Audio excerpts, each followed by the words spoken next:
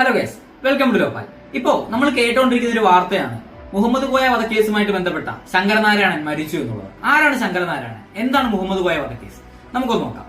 School കഴിഞ്ഞ് മടങ്ങി വരികയായിരുന്ന കൃഷ്ണപ്രിയ എന്ന 12 വയസ്സുകാരിയെ മുഹമ്മദ് കോയ എന്നയാൾ തട്ടിക്കൊണ്ടുപോവുകയും ബലാത്സംഗം ചെയ്ത് കൊലപ്പെടുത്തുകയും ചെയ്തു.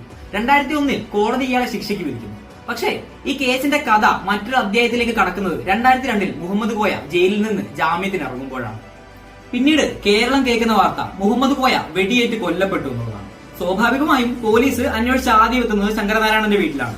ശങ്കരനാരായണനും കൂടെയുള്ള 2 പ്രതികൾക്കും സെഷൻസ് കോടതി മുതൽ ജില്ലാ കോടതി വരെ ജീവപര്യന്തം തടവിനും വിധിക്കുന്നു. പക്ഷേ 2006 കേസിന് മറ്റൊരു ട്വിസ്റ്റ് ഉണ്ടാകുന്നത്. 2006 ഹൈക്കോടതി ശങ്കരനാരായണനും മറ്റു 2 പ്രതികളും നിരപരാധികളാണ് എന്ന് വിധിക്കുന്നു. അതിന് കാരണമായിട്ട് ഹൈക്കോടതി പറയുന്നത് മതിയായ തെളിവുകൾ ഇല്ല എന്നും അതിനോടൊപ്പം തന്നെ മുഹമ്മദ് കോയെ പോലെ ഒരാൾക്ക് ശങ്കരനാരായണൻ മാത്രമല്ല മറ്റെതിരാളികളും ശത്രുക്കളും ഉണ്ടാവും എന്നുള്ളതുമാണ്. നിങ്ങൾക്ക് എന്ത് തോന്നുന്നു?